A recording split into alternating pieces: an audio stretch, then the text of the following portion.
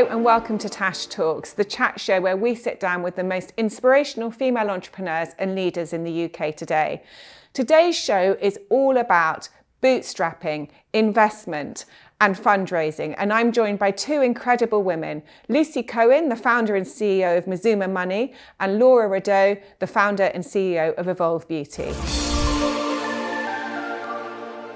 So with no further ado, I'd like to introduce my guests, Lucy Cohen from Mazuma Money and Laura Rudoe from Evolve Beauty.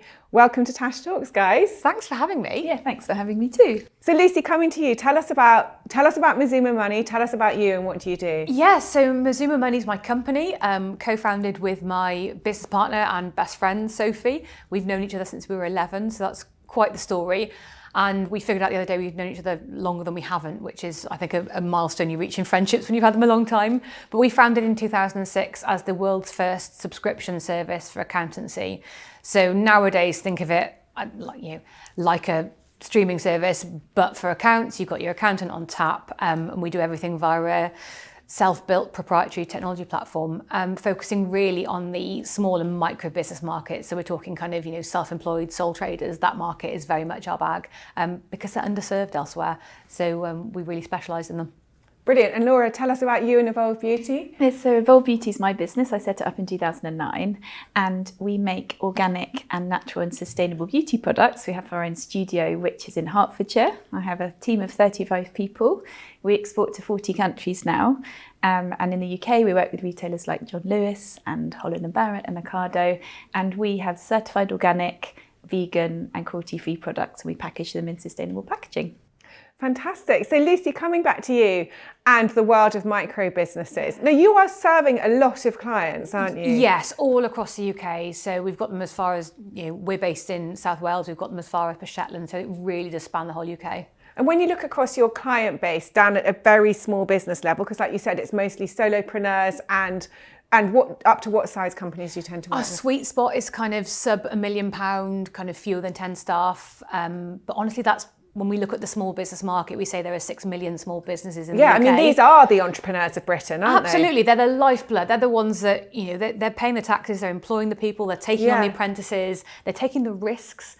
And a lot of them are doing it without financial backing. They're literally reinvesting in their businesses, a lot of the time making huge sacrifices for them. And it's just an area that I'm really passionate about. The whole idea for Mazuma came from observing my family. They're all actors, dancers, creatives. My huge rebellion was getting a proper job and being an accountant because there was nothing else I could do to shock them. That was it. But I saw the stress that kind of tax thing caused them because it's, they're brilliant, beautiful, talented people, but horrible at finance. But why would they be any good at it? Because that's not what they're trained in. Went to the Royal College of Performing Arts, not to accountancy school. And I just think it's absolutely wild that we expect small businesses who have a unique ability and have a business based around their talent, we somehow expect them within our tax system to master figuring out doing their own accounts as well. So it's just an area I'm clearly massively passionate about. And I think they get kind of short shrift in terms of what's open to them. And I wanted to create something that allowed them to access good financial data from accountants regularly instead of doing that once a year schlep to the accountant's office and then having all the uncertainty around what's my bill going to be, how am I going to pay it? So yeah, it's the market we work in, and like you said, they're the lifeblood of the economy. They really are. I mean, when you look at entrepreneurship across Britain, the majority of entrepreneurs are running these small sub £1 million businesses. And I think because of social media, we're all conditioned to think that unless it's like, 10 million, 5 million or whatever, then it's not valid. Whereas in actual fact, all of these businesses are each valid and all of them contributing. Yeah, that is, of those 6 million businesses, most of them are sub 1 million. Absolutely. Most of them are sub $500,000, and those businesses send kids to school, put food on the tables, pay their taxes, employ apprentices, pay off mortgages, all that kind of stuff. Really important stuff for the economy. And they don't get the recognition they deserve. But you must also have a great oversight of what people haven't learned, say in the school system, as they embark on their adult life and possibly move into entrepreneurship. What do you see, like speaking generally across your clients, that they don't know that you think they should know? Well, honestly, I think it's absolutely criminal that our education system doesn't really cater in any way until you maybe get up to, say, A-level, when you might take business studies or something, or you might maybe do accountancy at that level. Yeah. But they should be learning those skills from, primary school age. Tax affects everybody. We live in a UK economy that is funded by tax paid by the British people. Whether you're employed or self-employed, tax is going to affect you in some way. Yeah. Why aren't we taught about it, really? It's this kind of thing that happens to you when you get your first payslip and you wonder who's taken all your money away and where on earth does it go? I remember that feeling. Right? I so remember that feeling. Everybody knows that who's feeling. Got my money? You're like, that's not fair. I wasn't expecting that. What on earth is NI? Why am I paying it? We're not taught that as a population, which I think is absolutely, like I said, criminal. And I see that fall into financial literacy when people start running businesses. You get somebody who's talented at something, who has a passion for something, starts making money out of it, it grows, they maybe take on some people, and suddenly they're faced with all these different returns to do, different people to pay, taxes to collect, because let's face it, when you run a business, you do end up being an unpaid tax collector for HMRC. Yeah. You have to collect the tax and pay it over on behalf of the people. And they just don't know why or how to do it. And I just think if we had a level of education about that and it was kind of woven into the education system, and I'm talking from a really young age here, I'm talking about from primary school level, that understanding of it, because it forms part of what we do as a society, paying taxes to help build a community and society that benefits everybody.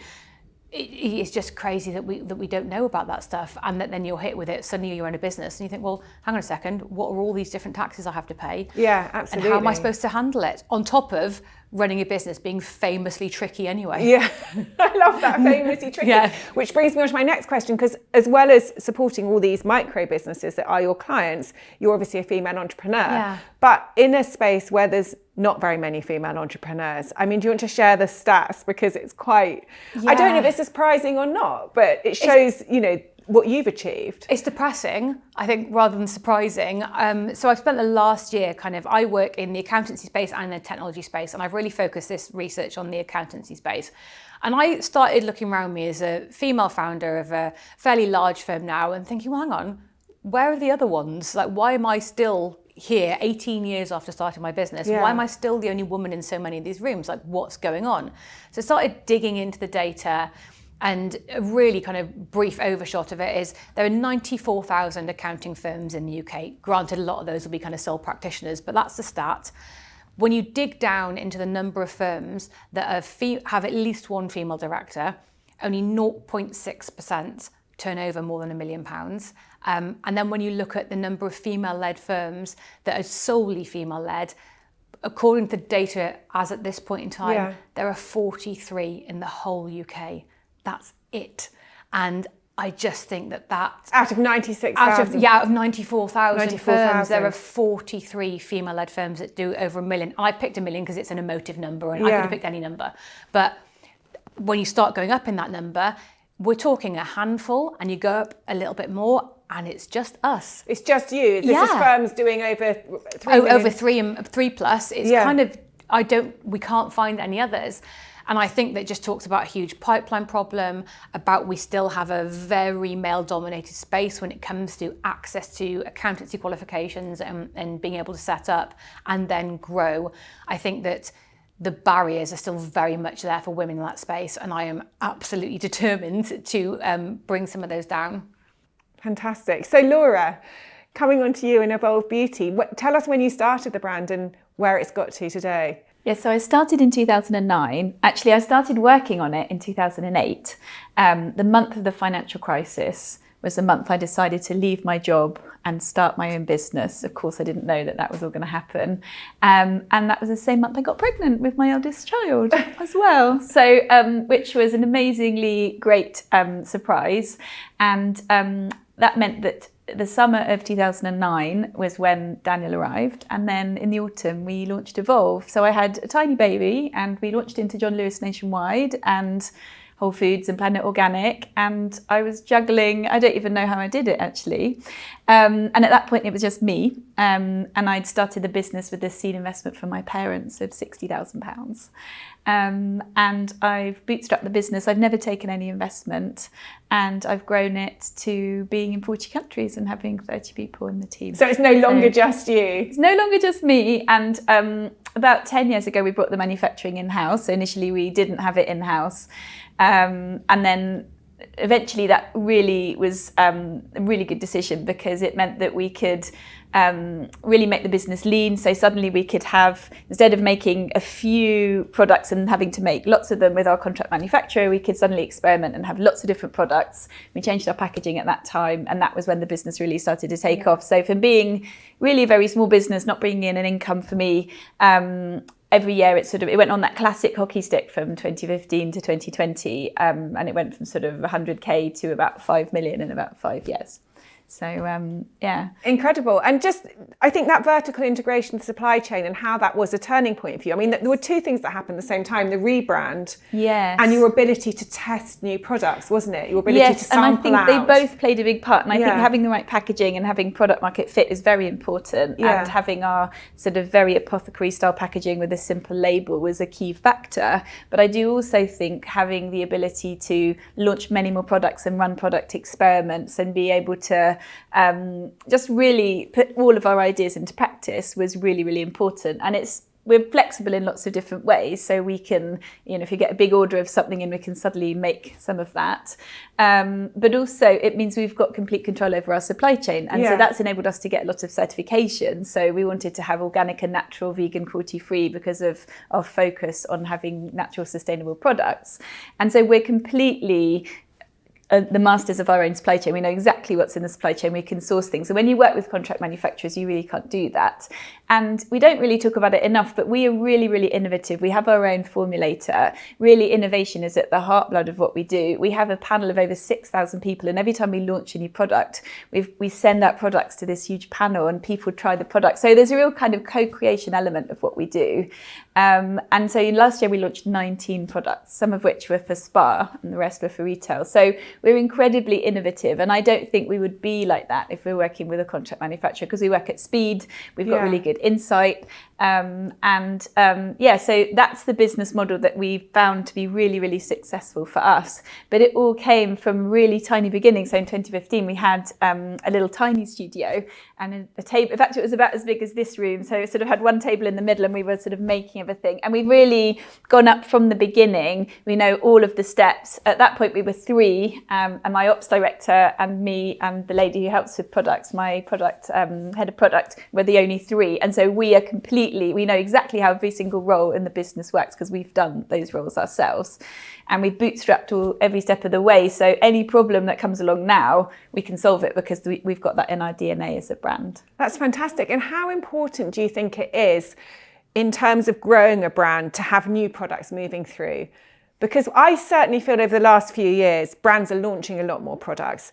And there's a lot more talk about MPD, as it's called in the industry, yes, it is. being almost like a marketing activity or definitely a growth lever. Once you had the freedom to create and then co-create as well, which is immensely powerful. Yes.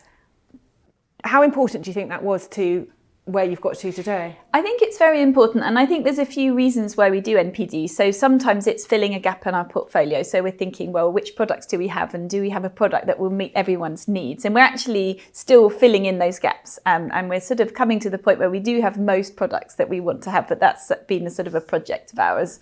Then there's new innovations that come in. So there'll be new materials, particularly because we focus on natural and organic. 15 years ago, there were a limited number of materials, and now suddenly there's more and more. There's thousands of materials. We look at the database that Cosmos have, which is our certification body, and there are thousands on there we can choose from now. So there'll be something really exciting, like a new material will come on, and suddenly we'll want to integrate that into the product. And so that's really great because we can kind of keep up with the latest in green science, which is sort of something we really want to do to give those results to customers. And then also we'll be innovating on formats as well. So for example, we recently launched a powder-based cleanser because having waterless products is something that is really helpful from a sustainability perspective. So we're always trying to innovate in one way or another. It's either on results or it's on the format or we're just trying to deliver results to someone where we didn't have a product in that category. And I think because we're product people, we'll always be tinkering with the product. So whether we're launching a new one, whether we're updating something, which we're also doing, we'll always be looking at that, and we'll always be thinking about that, because at the heart of it, when we start talking about products, everyone in the room gets excited at Evolve. That's what really gets us all going. That's what we do. Fantastic. So both of you have bootstrapped your businesses. Lucy, I know you've recently taken on investment, but after a significant time Very of business. long time. Yeah. And both of your businesses are not new businesses. They've both been around for a period of time. I think due to social media, everyone thinks, and I get the view that everyone thinks that you start a business and you're an overnight success, and the next thing you've made 100 million. Just let's talk about the principles of bootstrapping and why that worked for you. Yeah, so we started in 2006. So myself and Sophie, we were 23. We started from my spare bedroom. We used to have to share a laptop because we didn't have enough money for 2 laptops. And the internet was a very different place back then. Yeah. We're pretty much just out of dial-up. The whole world was a very different space. I remember the financial crash vividly. As you said that, I was like, oh, I remember that so much. We couldn't get a credit card. We couldn't get an overdraft. We couldn't get any money to finance our business. So because of the fact let's face it, we were young, we were women in a male-dominated space, the financial crash had just happened, we couldn't get our hands on any cash. We had to make sure that everything had an ROI. Absolutely every activity we did had to benefit our bottom line, otherwise our rent wasn't going to get paid and we were going to get kicked out of our houses. And it was literally doing that over and over and over again for about a decade, until it really started feeling like I think anyone who runs a fairly large business, when I say feeling like a real business, because it still feels like it's held together with like sellotape and glue sometimes. It doesn't feel like a real business. And it started to feel like a real business when you can start having a quality of life and go, okay, I'm not really scrimping this month. Learning to bootstrap has meant that we've remained really creative with all of our marketing activity, with all of our sales activity. Even now, where I now employ a head of marketing and I've got a sales team and stuff like that, I'm still there going through, I want their metrics, I want the reports, I want the ROI, I want the customer acquisition cost, I want all those figures, because I don't want to allow that department. It's so easy to let that part of the business get bloated. It's so easy to make mistakes, and if you've got a load of cash in, it doesn't matter if you make loads of mistakes, but you can't afford to do that when you can't pay your bills. And that bootstrapping thing means that you get very focused on what works, what doesn't, and it's you test 2 things, winner stays on, and that's what you do. It's not sexy. It's not as sexy as social media makes it look. You're not in private jets and doing stuff. You're doing really boring things over and over again until eventually they make some money, and that's most of business. Yeah, really, fantastic. It's not that exciting. And Laura, you've talked about how if you'd had more money, you just think you would have made more mistakes. Can you tell us more about that? Well, I think that if you have more money and you've got a big investor who wants you to grow faster, I think the temptation is to take really big risks. But I think when you're working with really what is still my money, because I still own the business, I'm thinking about every decision a little bit like you're saying, is this a good investment decision? And I think that stood us in really good stead. In the last few years, investors have become much more nervous, and a lot of investor-led and invested businesses have had to end up thinking about profitability a lot more. I know, I mean, the shock, they have to think about profitability, but they do. Yeah, thinking about it. We've been profitable since 2017, and we run all of our digital ads on at least a break-even basis on first order, which means we're not losing lots of money every time we're acquiring customers, and in all the things we're doing, and we're always trying to make sensible decisions. It means we've probably grown maybe slower than some of those businesses, but at the same time the growth is really underpinned with real customers who really like the products, and we've got this amazing really loyal customer base of customers who come back, as well as lots of new customers coming in. So I think it drives really good business practice to be bootstrapping early on in the business life. But I think it does depend which sector you're in. So we were able to do it in the sector I'm in, and I was also able to do it because in my family, my husband was supporting us financially. And I have to remember that that was part of the reason why I didn't have to take money out of the business early on. And now he's doing a startup and I'm supporting the family. So we've sort of taken it in turns to be entrepreneurial. And I still am entrepreneurial now, but my business is now bigger. Yeah. And I'm able to take a salary out of it. But I think that approach has stood you in good stead, because now, I mean, the things that, you mentioned the word good business there. And I tend to think a good business should be profitable, but lots of people tell me that that's not necessarily the case. But that has stood you in good stead, because now you're in a situation where the business is able to support your husband's startup, is able to support your family. Plus, you have a lot of interest in your brand, don't you? Because I think in the space of consumer brands, where so many have lost a lot of money, it's quite unusual to find a profitable one selling in all these countries around the world with products that people love.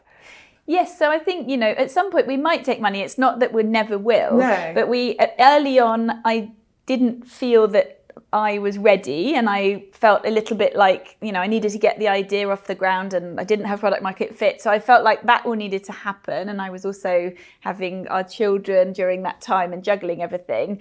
And then once everything started taking off, we suddenly didn't need money because the business is cash generative.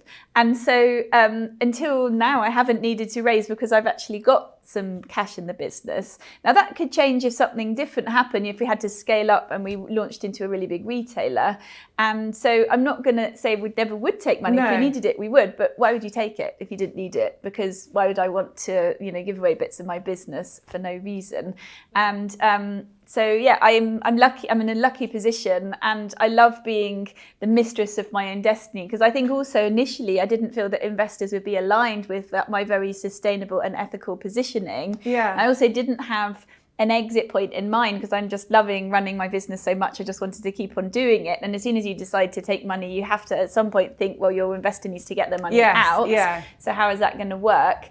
And so now I think it's very different. Now there's a lot more investors and a lot more businesses who are all interested in what I've been interested in for 15, 20 years, which is ethical consumer products. And that space has just really exploded and completely changed over the time I've been in the industry. So now there were loads of investors who were quite interested in that space who I'm talking to. That puts you in such a strong position though, right? It means you've got all of that knowledge of the market, where you've got, you're the incumbent, but in like a really good way, because you've got all that knowledge and all that fit and a profitable business. I'm not surprised people are knocking your door down, and you can be quite smug and be like, well, not yet. I'll just wait till we need the money until it's the right time for us. Yeah. And I think you've got to know what you're going to do with the money, haven't you? Well, that's the point. So, it could be that we had a big scale up and an expansion plan. Yeah. But honestly, if someone in my team comes to me with a good idea and a good ROI, I'll just say, sure, let's go and do it. And we'll do it anyway, because we've got the money to do that. So it will only be, much further down the line if I want to, do something else one day. But honestly, I'm really loving what I'm doing. So I'm not ready to do that yet. And how does it feel now you're supporting the family? And also, So I think it's great really you nice. referenced the position you were in where your husband was able to support you so that you didn't have to take money from the business. And not everyone has not that everyone luxury. is in that, And so I know that was really lucky. And as a family, that's meant that we've each been able to have the pleasure also, because I do really find it a pleasure to have my own business. I love it. So I feel very lucky that I was in that position and I was able to do what I've done with my career. And it's been lovely to then also be able to contribute to the family, because you then don't have that guilt of thinking, oh, am I just a drain on the family? I'm not actually contributing. Was that how you felt in the early years? I should never have felt that, because I was also having children and juggling everything. So of course I was always contributing. But I'm now able to contribute financially as well as all the other ways, which did feel good when the mortgage started being paid from the business. I did feel quite pleased that I could contribute. And Lucy, you've just done a raise. So you've gone from bootstrapping to a certain point in time to raising. So what sort of triggered that? And do you have a plan now to exit? Is that the case that's happened because of investors coming in? Well, yeah, it's exactly what Laura said. There had to be a point of raising. And for us, it was that we built our own technology. And that's one of the spaces where it's very hard to develop technology at the rate of cash. If you're only developing technology out of profits, that's a really hard thing to do. So we made the decision, look, we know this tech platform has got way more application in the wider market than we originally thought. We originally just built it for ourselves, and actually it's got applications far beyond what we thought. It works incredibly well as the engine that kind of runs everything we do in terms of creating efficiency for us. Yeah. So we really wanted to pour more into that engine to make that engine more efficient. And that involved having to raise money to do it. Tech people are expensive resources and they're not going to ROI for a very long time. And you have to have the resources to kind of cushion that. So we went down the route of a raise. We were really careful about who we chose to partner with, because they do become a part of your business. They will potentially have a board seat, they've got voting rights, all that sort of stuff. So we were very careful and selective about who we went for. And we've now got a kind of investment from people who are very aligned with what we want to do. They describe themselves as patient capital, even though I'm not that patient, and I've got really high growth plans over the next 3 years. But we had to know what we were doing with the money. We had to have a very clear purpose. Otherwise, like you said, you'll just end up taking risks or trying things out, making expensive mistakes, and 3 years down the line wondering, oh, where did the money go? Well, I've frittered it away and I'm in no better position. Yeah. So we're very, very targeted and precise about what we want to do with it. And I think it comes from the fact that we bootstrapped for so long, that we learned the hard way. We were kind of brought up in the trenches of it, but that's where we cut our teeth, like throwing another analogy. But actually it's serving us really well now, because our board information, our data, all that kind of stuff is actually really valuable. And we get feedback saying, actually, the data we're putting out is kind of way above and beyond what you'd expect that we should be doing, but it's all so important for us to make the right strategic decisions so that money provides a return. And if you go on LinkedIn is full of content about how women hardly get any of the venture capital VC money, which is going to be true, and how difficult it is for women to raise money, and how, one of our guests on Tash Talks gave a talk at the United Nations, and she said, stop sending us for mentoring. We just want, just give us the money. I don't need mentoring. I just need the money. That drives me mad. I actually find it really patronising. I think it's really patronising to say to him, we'll send you for mentoring. Or we'll send you to our female founders breakfast or something like that. Just give me some money. Let me return it for you. Yeah. But how did you find that when you were going? Because you were also the only woman running an accountancy firm of your size in the UK. So you're in a very male-dominated niche, let alone bringing in a tech element to it. Yeah, I'm straddling two very male-dominated spaces. Yeah. I won't lie, I found myself as the only woman in a lot of rooms, and every single investor I spoke to was male. And I think that speaks to where historically over generations wealth sits, because of opportunity to be able to create wealth as a woman naturally there. I've invested in businesses because I'm not a huge scale, but because I'm a big believer that I do have resource to it. As a woman, I should invest in other businesses to kind of build that network of female investors.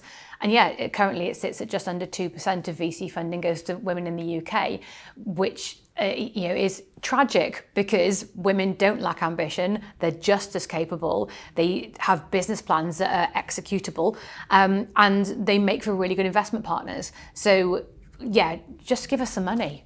Just give us the money and let us wow you with what we're going to do with it. Stop sending us for mentoring. We don't need it.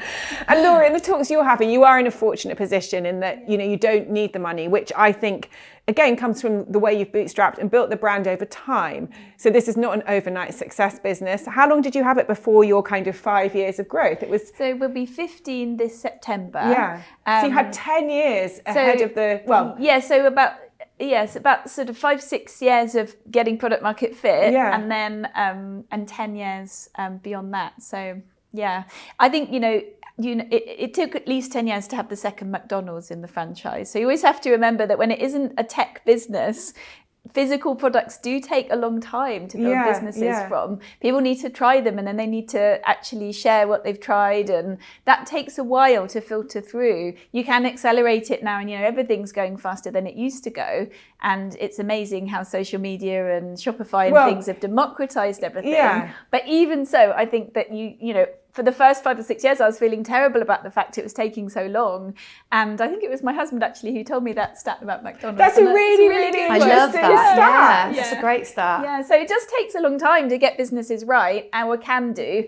And so, you know, when you are setting up a business, it's sort of worth bearing that in mind, that it can take a while, and that's okay, because all that time it felt like it was wasted, but actually we were building this amazing capability, because when we opened the studio, we knew how to make products. Yeah. So in that sort of 5 or 6 years, we actually really upskilled ourselves, and now we've got all of that IP in our own business. But do you find when you're talking to investors and without looking for the money, I mean, obviously it's always interesting to have the conversation, isn't it? And I do believe that you should always talk if someone's interested in investing in a business. And sometimes it's a long-term conversation. Yeah. So, you know, you might know them, you might be working with them for a number of years or talking to them for a number of years before you get investment. So when I'm talking to investors now, we're looking at, you know, talking about how profitability targets and growth targets and things. So we'll be in a period over the next sort of 3 to 5 years where we're sort of thinking about, you know, if we do decide to take money, what, you know, where do we want to get to before that point? And but so even that 3 to 5 years is not a rush. It's not a rush. And it isn't when, you know, it might even take a year to get investment for your business. And so 3 to 5 years is actually not that long when you think about it. And, you know, when you're making changes in the business, you put a plan in place, and each year you're trying to grow and develop and things. So yeah, it does take a while, especially when you start getting into businesses where they're not just internet based and they're in physical retail. Everything takes longer. Yes. And it's a bit more like steering a barge now than it used to be driving a zippy motorboat around with products and everything. You know, we're working at least a year ahead when we're developing products and things. So we're already thinking about autumn 2025 when we're developing products, because you've got to get everyone all lined up, and you've got to get product in, you know, into the retailers and things. So before we wrap up, Laura, what's your final piece of advice for women thinking they're not getting far enough, fast enough, and feeling that it's all taking too long?